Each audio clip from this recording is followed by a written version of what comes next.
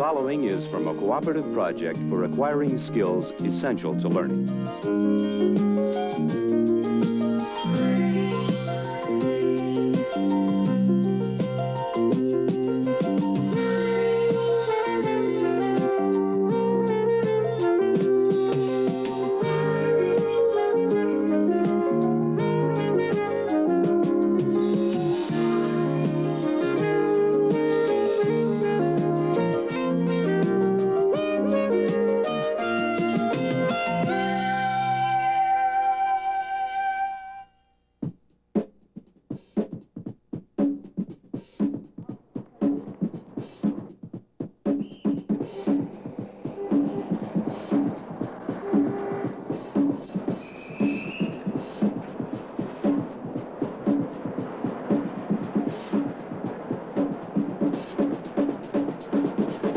There have to be different areas for everything, too. Like, you can't stick something like the World's Trade Center in the middle of a residential area. It just doesn't fit in.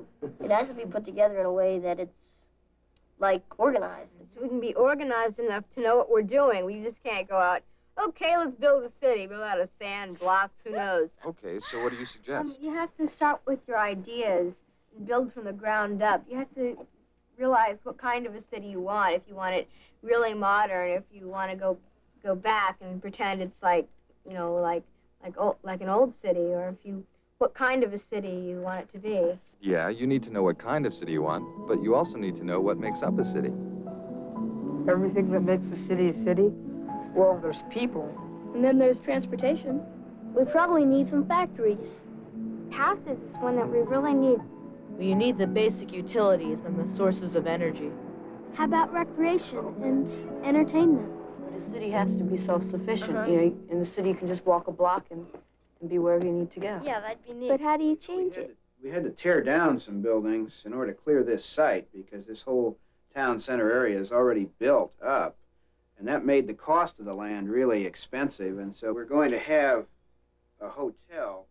Well, you can change the existing city. In that hotel, and there are going to be a lot of people that need to go there. The downtown is really located off the model over here, and I would expect an awful lot of the people to be coming to the hotel back and forth in that direction.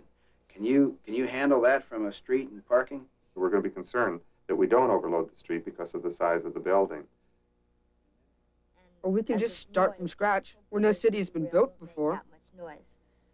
And this is a college out on an island, and you can see the derail goes underneath the water and comes up on the island. But for most cities, you just can't start building from scratch. And not everybody can afford a subway.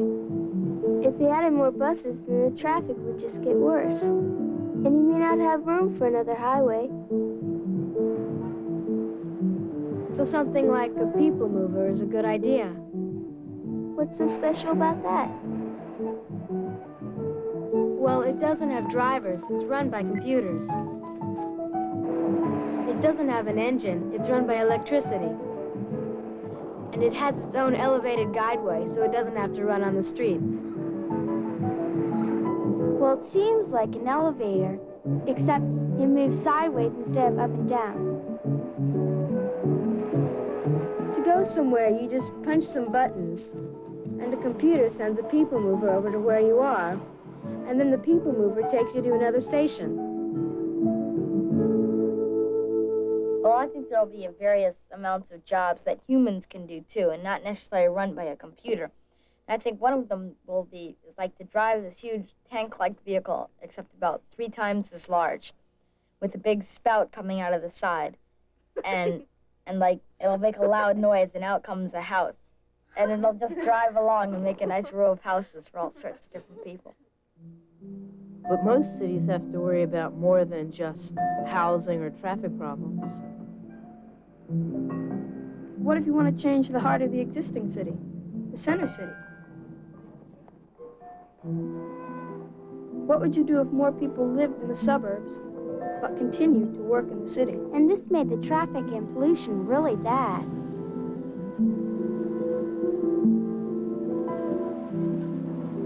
If people don't ride mass transportation, the transit systems lose money and go downhill.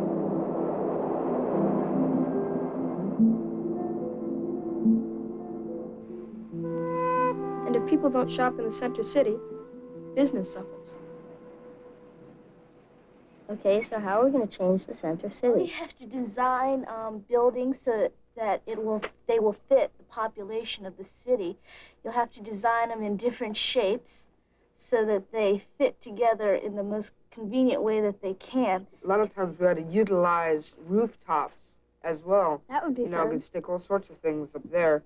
Could dome it, you know, have a garden or whatever. Put basketball court on your roof. You Wow, could that's use cool. all sorts of things on the roof.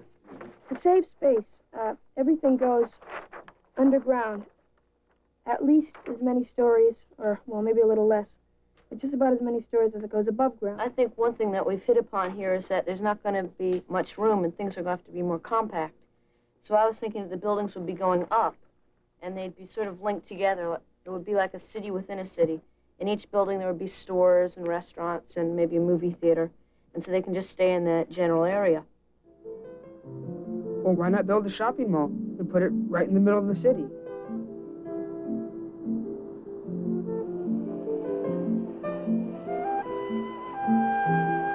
Instead of surrounding it with acres and acres of parking lots like the suburban shopping malls, you could build a transportation complex underneath it.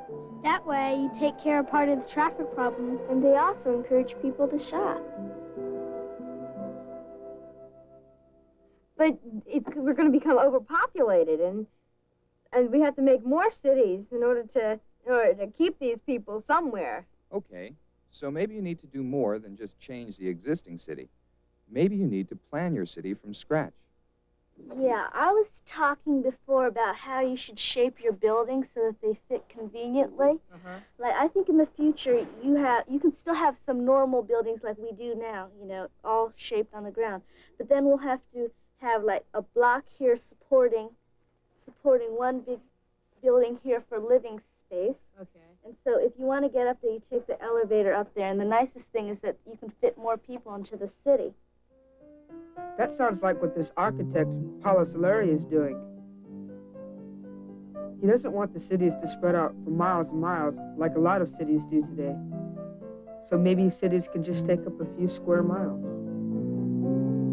But they can be many, many stories high and very compact and dense. Soleri calls this kind of city an arcology. I bet it would hold hundreds of thousands of people. Well, he's working on a small arcology now, isn't he? It's just for 5,000 people. Well, people will live in homes on the outer part of the arcology, so everybody will at least have one view of the open countryside. Well, when you think about it, the idea behind arcologies is a simple one. It's to build upward instead of outward.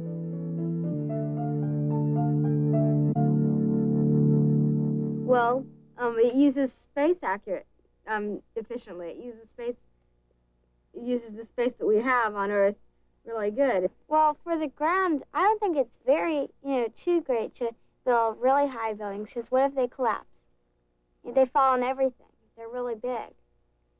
But also, I think they should be relative size, not too big and not too small, to take Well, up some space. I don't know of anyone who'd want to live in the top floor of a building that's, say, 5,000 stories up. You can say that again. People might not be afraid of flying in a plane, but to just be on a balcony and looking down at the teeny-weeny ants down below who used to be people.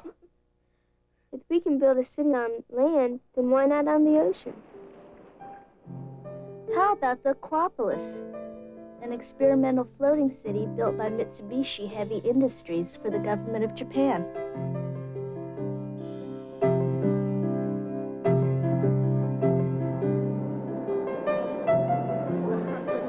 Well, how come you don't get seasick out there in the middle of the ocean? How do you keep it stable in water? Well, the Aquapolis is semi-submersible. Well, what's that mean? Well, in bad weather, extra seawater is let in through these large columns. The added weight lowers the city into the water, leaving less exposed above the water to high seas and wind. Well, how does it get back up again? Well, they just pump the water back out. Oh. I don't think I'd like living in the middle of the ocean too much. Oh, I would. Well, there must be somebody who likes floating cities because they're going to be planning even larger ones in the future. I think that a city on the water would be good because not only with the solar power or nuclear power if they wanted it, they could also have like hydraulic power with the water undercurrents and things. Since Earth is 2/3 water, it's a really good idea. And also, no one has said anything about wind power. That's a good idea. There's more wind on the water. It blows stronger than anywhere else on Earth. And there could be huge windmills supported in the water, making huge amounts of current. And there could be a whole city on the water. That's a pretty good idea. Well, has anyone thought about building a city in space? There could be a space colony, and it would be like one circular area with branches coming off. Because it would be in a Earth-like condition, like they would have the lake and water and cities and towns and things like that. And I think that maybe we should be tapping the moon. Oh, neat. Well, we haven't really done much with that. If we bring it up there, it could be used for commercial use or experiments and research. There's also a lot of natural resources on the moon and asteroids. Well, you'll need these to support human life and build space colonies. And there's an endless supply of solar energy. There's no gravity whatsoever. So moving heavy objects, for example, wouldn't be that much of a problem in space. Well, I think that if you're going to have a city in space, the moon would probably be the best place to put them because it's pretty close, not like a far-off planet, unless you could develop a high-speed rocket or something. I think there's a more likely that they'll just set it up in space, floating, rather than on the moon for some reason, or they'll dig into the moon, and like it'll be some huge commune up on the moon or something like that. Well, first you can take the space shuttle into space. The next step is to mine the moon and then send the minerals into orbit. And have a floating factory for the stuff. Then the last stage is to build the first space colony. I think that in the past we've always needed wildlife, trees, and parks, but in the future we're going to be coming into like a computer age where I don't know if anyone's going to care about trees anymore. So how do we design a city of the future? What was it that we have to remember? You need to remember there's an awful lot to a city. Oh, right, yeah. And there are 2 different ways to change it. Are you sure? You can change the existing city, or you can just start from scratch. Definitely. Yeah, you need to know what kind of city you want, but you also need to know what makes up a city. But you have to have a good idea. So why don't you design your own city of the future? Thinkabout is supported by state and provincial agencies working through the Agency for Instructional Television. Together, serving education.